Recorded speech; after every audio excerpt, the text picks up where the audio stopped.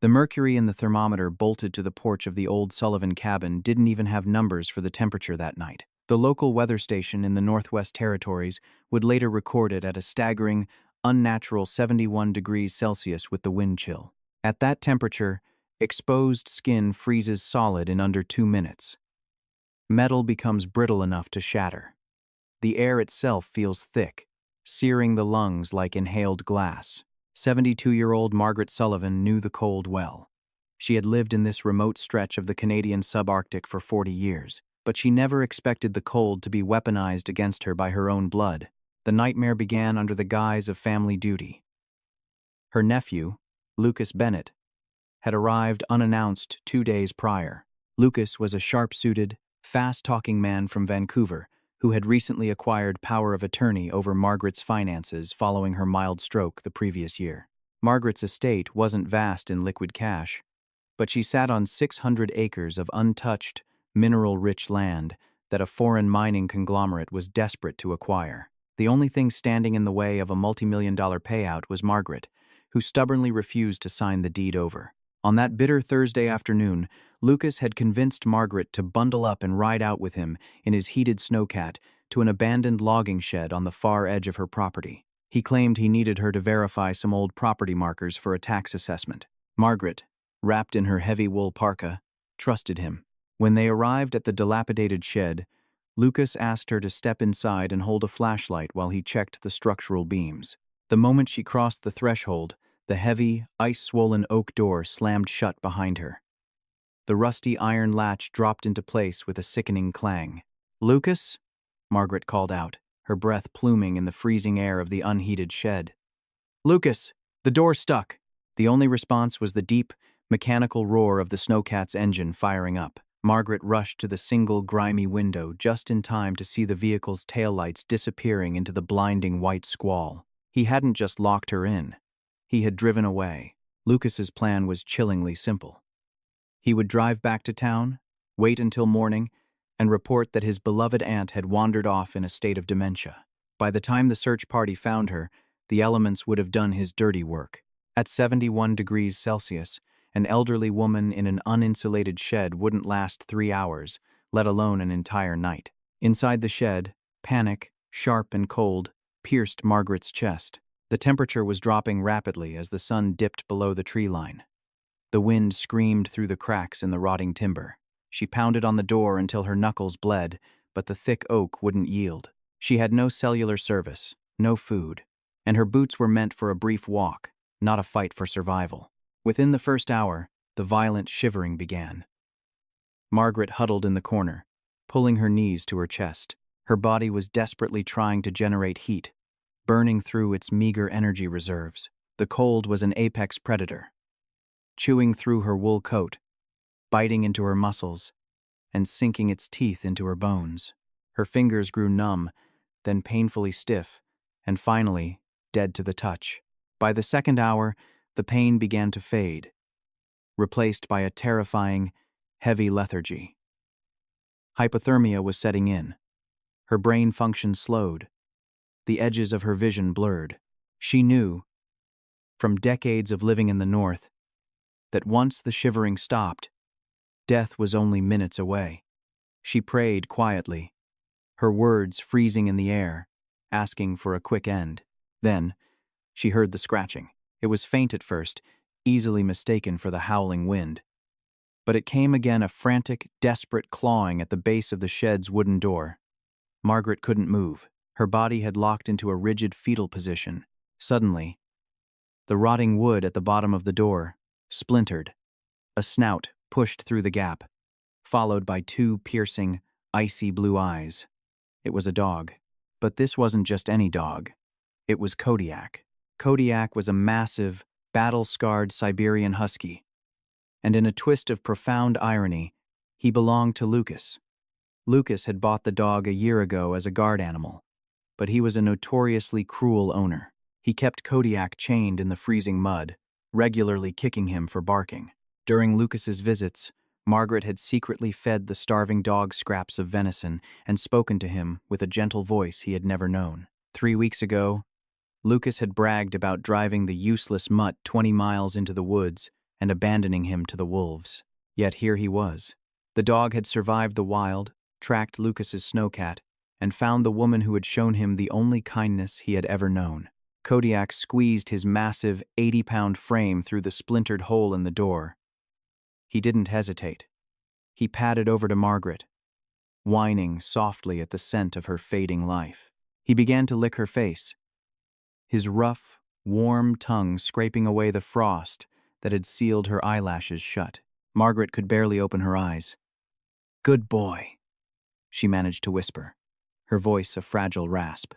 Instinctively, the husky knew what needed to be done. Kodiak circled once, then collapsed directly on top of Margaret.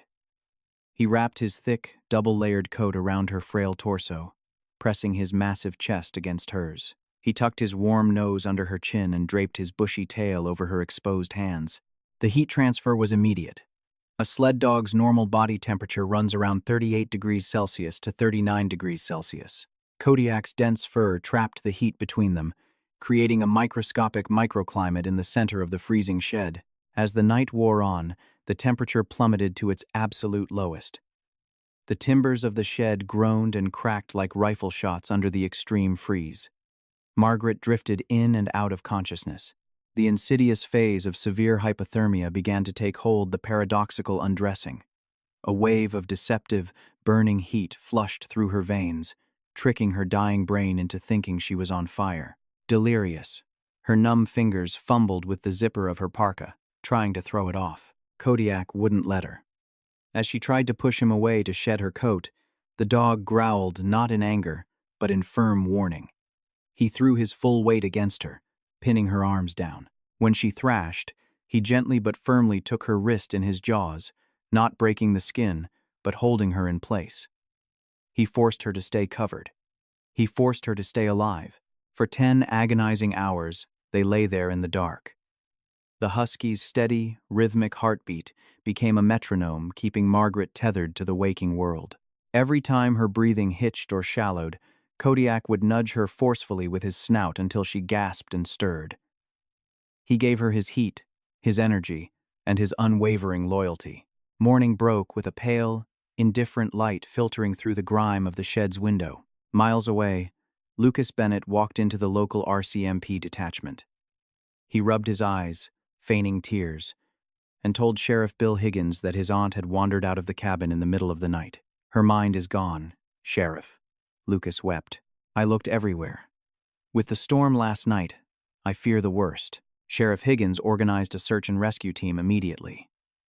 Paramedic Sarah Jenkins rode with Higgins, though everyone in the truck knew this was a recovery mission, not a rescue. No human could survive 71 degrees Celsius in the open. Lucas insisted on riding with them, playing the part of the devastated nephew to perfection, eager to be present when the body was found so his inheritance could quickly be processed. They reached the abandoned logging shed by mid-morning. Lucas pointed it out, wiping away fake tears. "She used to talk about this place. Maybe she came here?" Higgins approached the shed. He noticed the splintered wood at the bottom of the door, but thought nothing of it. He unlatched the heavy iron bar and pulled the door open, fully expecting to find a frozen corpse. Instead, a low, thunderous snarl echoed from the shadows. Higgins jumped back, reaching for his sidearm. Stepping into the beam of sunlight was Kodiak. The dog's fur was coated in a thick layer of white frost, making him look like a ghost wolf. He stood defensively over a bundle of rags in the corner, his lips curled back, baring his teeth at the men outside. Lucas paled. He recognized the dog instantly. It was impossible. "Call him off, Lucas!" Higgins shouted. Before Lucas could speak, a weak, trembling voice emerged from beneath the dog's legs. "It's all right, Kodiak. Let them in." Paramedic Sarah Jenkins pushed past the men, dropping to her knees. Margaret Sullivan was alive. She was pale as snow, her lips blue, her fingers severely frostbitten, but she was breathing. Her core temperature was dangerously low, but she was alive. Lucas staggered backward, all the color draining from his face. "Aunt Peggy? How? How did you?" Margaret locked eyes with her nephew. The cold hadn't broken her. It had forged her into steel. "You locked the door, Lucas," she rasped. her voice cutting through the freezing air sharper than the wind. "You locked it, and you drove away." Sheriff Higgins froze, turning slowly to look at Lucas. What did she just say? "She's delirious!" Lucas stammered, his polished facade instantly crumbling. "The hypothermia, she doesn't know what she's saying." But Margaret wasn't finished. "Check his pockets." "Bill," she coughed, leaning heavily against the dog. "He took my satellite radio. He took the keys to my lockbox. I felt him take them before he pushed me inside." Higgins didn't hesitate. He grabbed Lucas by the collar, slamming him against the side of the snowcat. A quick search of Lucas's heavy winter coat revealed exactly what Margaret had claimed. Her emergency radio, powered off, and the keys to her estate lockbox. The twist of fate was absolute. Lucas had brought the search party directly to the scene of his own attempted murder, entirely confident she would be dead.